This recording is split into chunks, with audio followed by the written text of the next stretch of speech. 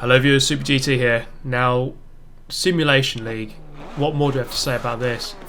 Because you put a load of noobs in a lobby, it's almost always going to result in death and destruction.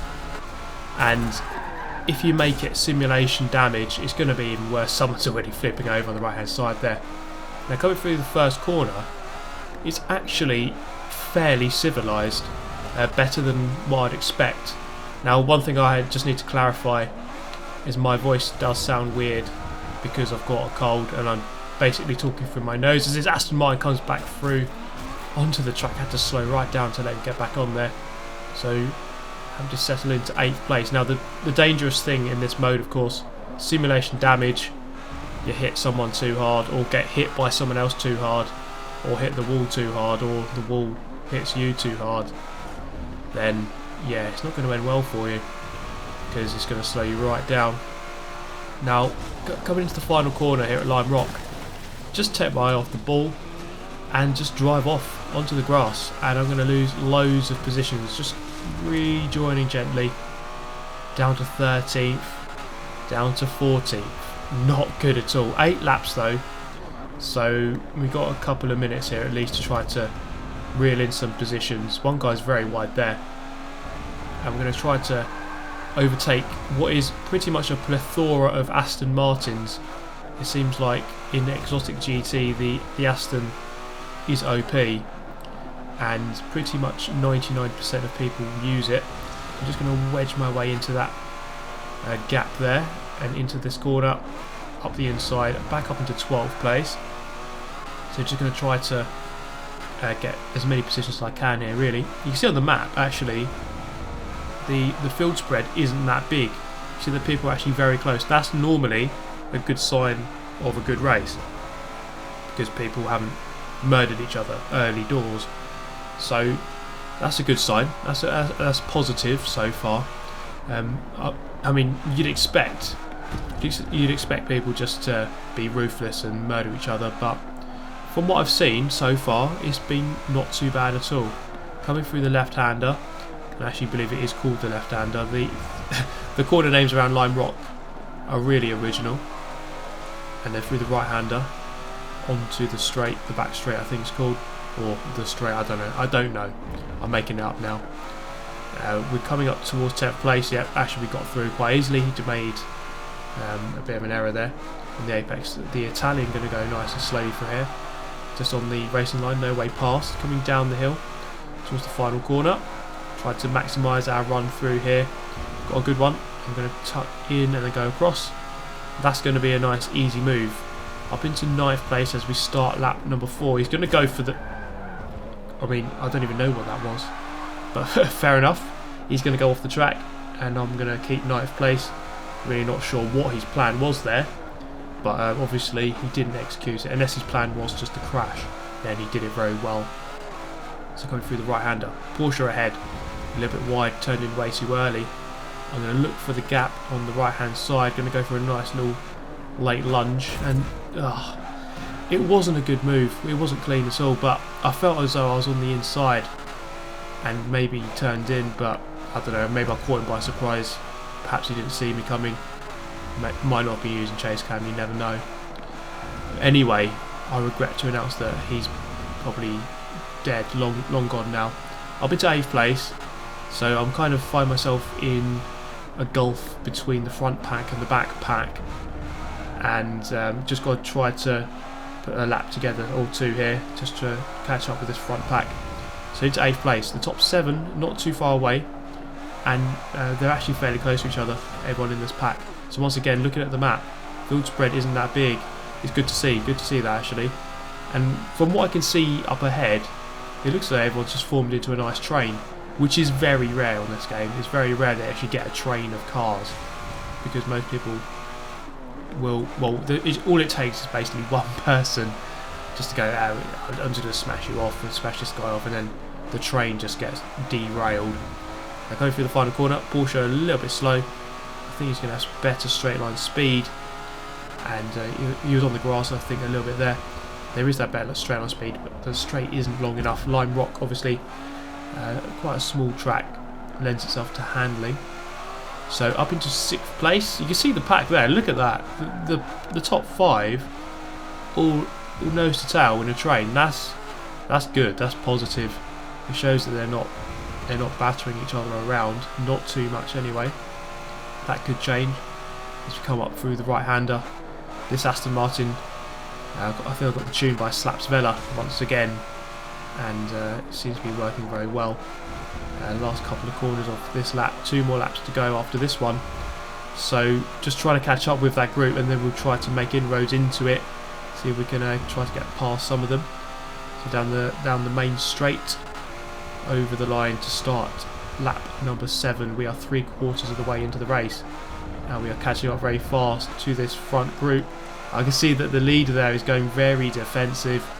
He's blocking everyone, but fairly. And actually, the guy in second is respecting that, and he's not just shoving him off. That's good to see. Good to see. And now slowly tagging onto the back of this train to form the 6th carriage. And here we are. Yeah, we are part of the train now. I don't have to worry about the guy behind. He's gone. And looking up the inside, not quite going to happen there. Make contact, but nothing too bad. And we are firmly onto the back of them. Looking up the inside, he just let off really early. I'm really not sure why. He just perhaps didn't want to be part of that battle. Let me go. I'm just going to go slightly defensive just to make sure he doesn't go up the inside. He's still in a very dangerous position. He doesn't go for the move there. So up into 5th with 1 lap to try to do something here. The leader has done very well here, I think, to try and hold off this pack for so long. And we've got about half a lap left to try to get past this Aston Martin. He's gone in very early. I've just gone into that gap, prized it open and driven into it. Up into 4th place. Got the inside line now for this corner. And I should have it. There we go.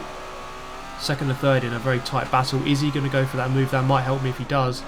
And he has gone for it. The Ferrari's going to lose out as we come up to the final corner. Down the hill into the right-hander. The Aston in 2nd. He's just driven off the track. He's going to lose momentum. Move to the right-hand side. And I'm up into 3rd place. Right on the tail of the Ferrari. Over the line. A brilliant race. Up into 3rd place after going down to 14th. We move to Silverstone. So just the shorter version here. Now the Aston Martin is good. Very good car overall. But I thought I'd go with... That guy had a bit of a sim twitch. I thought I'd go for something with a bit better straight line speed, and the Porsches seem to give us that as we get a nice big punt in the rear end. Thank you very much. Rejoining the track, 8th position, and then immediately back up into 6th place. So this track obviously has corners, but I would consider it more of a speed circuit. You just kind of have to ride the storm around this section here. This car is very stiff, but he's good in a straight line. I can give it that at least. The cover car here. I've found that, I mean, I did the Nürburgring world record attempt. Found that this car, it just has weird physics, weird handling physics, but it is good in a straight line. I'll give it that at least. So to 4th place, so not too bad of a start so far, although I did start in about 4th, going down after that incident on turn number 2. So a very close pack here. It's good to see. I think people normally... Well, actually, I was about to be positive there, but this guy just crashing into the Audi, and then I actually make contact with the Audi. But I think you'd hope that simulation damage would be a deterrent, as I do some kick-ups with a cone. You'd think it would be a deterrent. You don't want to hit each other too hard because you're going to get damage, but I don't think everyone always takes that on board, as evidenced by the fact that you always get pile-ups. There will be lots of crashes. I would say probably at least 20% of the pack would get some sort of damage on lap 1. It is kind of the way it happens. But you see here, up into 1st place. Luckily, once you start near the front of the pack, you set yourself some good lap times and get towards the front of the pack. It's a lot easier, and starting at the front is a lot more important in a simulation league than it is a ghost league. So definitely setting those quick laps is very important indeed for a simulation league. Now, there's always a scary moment when some back markers are coming off or coming back onto the track. And I've kind of antagonised him there. I've rubbed him up the wrong way, I think. So I'm just really hoping into this next corner he doesn't absolutely muller me. Looking behind just to see if he does, and I could take avoiding action if he was going to go for the move, but Thankfully he doesn't go for the wipeout, so I'm safe for now. And actually it's a good position for me to have the buffer of the back marker to hopefully block off everyone else. In the end of lap 7 it was a convincing victory. Nice stuff. So getting promoted up to professional band. Let's see how professional treats us, shall we, as we go around Prague. Short version, Aston Martin once again, better handling car. Up the inside, I'm just going to back off slightly, get some contact, not once but twice into the wall, and there's the damage. So welcome to professional band, I guess. You're going to get some damage, and that race obviously didn't go well. I was right near the back, finished in 6th place though. But yeah, not an ideal beginning to our professional career. So we return to Lime Rock. Seem to be coming up again in the vote quite a lot. It's the new VIR, I guess. Into the first corner. Now the right hand side of the grid isn't going to get the best of starts here, because the guy in first now, although in second on the right hand side in the green car, kind of a bit slow there. So make full advantage of that situation. Up into second place. Going to try to pick our way past the leader, try and get up into the lead of the race. He's covering me off into the chicane section here. Brakes fairly early and I just go for the lunge and just avoiding the walls there. It was a decent move, a brave one at that. So now it's a defensive race, I guess, or you could still call it an attacking race. You still have to attack, try and push for the lap times, get away from the pack, and the best time to do that is at the beginning of the race. Try to get away while everyone else is fighting. You can see they're just behind ACR Surprise in the lobby, just running a little bit wide at the exit of turn number 1 into the first corner. Hooked up nicely with the apex, out a little bit wide, almost go off. We can come back for that second apex, sliding the car through the second apex, in nice and early to the second corner. Car didn't really want to cooperate too much there, and Surprise is on my tail already. Surprise is very fast, and he's already on me. It's going to be a defensive race, so I've got 6.5 laps here to try to keep him at bay. Actually no, 5.5 laps. Very deep into the chicane. I hate that chicane so much. It's a really dodgy one because you really have to maximise the width through there, but I mean the width is basically between 2 tyre walls, so it's very risky and you could end up just getting stuck on the wall. Obviously you don't want to do that, so it's a bit of a risk versus reward through that section. And we're going to skip to the beginning of lap number 4 here, so 4 laps to go. Can I keep him at bay and take a victory? It would be a very well earned victory if I could do that, because I'm going to be fighting the whole way from the start to the end. Now the system for points in this mode, it seems okay, but there are workarounds, because it seems like your starting position is really important for points. So in many ways setting a fast lap doesn't help, because I mean it will help you go to start near the front, but if you lose out from starting at the front, you're going to lose a lot of points. Sometimes it might be better to start in the middle and then finish higher up, but a tactic some people have been doing is to leave the lobby at the end of each race. As I go defensive here into turn 1, Surprise having a good run out of the final corner, tries to move around the outside into turn 1, brakes a little bit too late, isn't quite going to happen for him there. So I suppose in the same kind of car here, we're in the same car, I think the same tune. Well, actually no, I think I've probably got a slightly better top end, but I think he's got the better handling. But I mean, either way, our car's going to be very similar in performance. So when it comes down to this, you just kind of got to forget that he's there and just kind of put in the laps as if it's a time trial, and then just keep checking behind, and if he is in a position to overtake, then you start defending. But until he really is in a position, you don't need to defend. You don't need to defend against a ghost, basically. So don't defend unless he's right there. So at the moment into this first corner, he is close, less than 100 feet, but he's not going to be able to go for a move, not from that far back. So you might as well just take the normal racing line. As the back marker comes up ahead, just stays way off the track onto the side. Actually is very helpful indeed. So 1.5 laps remaining. You can see that proximity arrow at the bottom of the screen. I know that he's right there. It can be off-putting to see that, but it is good to know exactly where he is. And at the moment I can't see the arrow, so he isn't there at the moment. No chance of a move into here unless it's a suicidal lunge, and he doesn't go for it. So out of the chicane, 2 more corners left of lap number 6. Then we're going to cross the line to start the final lap, where he's going to run out of time to try to get past me. So kind of driving really well so far.